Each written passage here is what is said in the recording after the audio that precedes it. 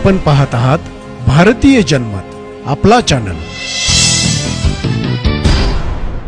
नमस्कार, मी मानसी धामणसकर। आपण पाहत आहात भारतीय जनमत न्यूज।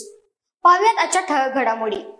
मेट्रो कामांसाठी खोदलेल्या खड्ड्यांमध्ये पावसाचे पाणी साचले असून साथीच्या आजारांचा धोका वाढला आहे। वडाळा घाटकोपर कासरवडवली या मेट्रो 4 मार्गिकेच्या कामांमुळे ठिकठिकाणी खड्डे खणण्यात आले होते। तसेच आता या खड्ड्यांमध्ये पावसाचे पाणी साठत आहे।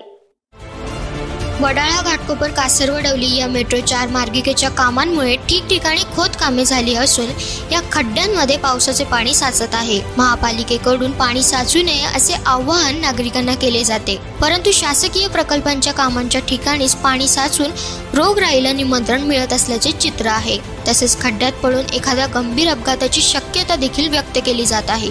मुंबई उपनगर आणि ठाणे शहरातील रस्ते मार्गिकेवर होणारी वाहतूक कोंडी कमी करण्यासाठी मुंबई महानगर प्रदेश विकास प्राधिकरणाकडून वडाळा घाटकोपर कासरवडवली या मार्गिकेच्या निर्माणाचे काम सुरू आहे। या कामासाठी ठाणे शहरातील पूर्व द्रुतगती महामार्ग, घोडबंदर भागात सेवा रस्ते, मुख्य रस्त्यावर ठिकठिकाणी मेट्रोचे काम उभारणीसाठी खड्डे खणले आहेत। या खड्ड्यांभोवती पुरेसे संरक्षण पत्रे देखील बसवण्यात आले नाहीत, त्यामुळे अनेकदा प्रवासी किंवा पादचारी या खड्ड्यात पडल्याच्या घटना घडल्या आहेत। पावसाळ्यात या खड्ड्यांमध्ये आता पाणी साचू लागले आहे।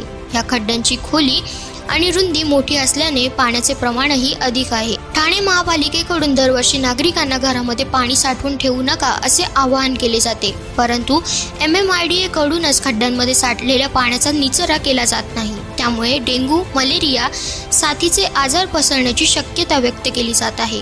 तसेच या खड्ड्यांभोवती पुरेसे संरक्षण पत्रे बसवण्यात यावेत अशी मागणी आता नागरिक करीत आहेत।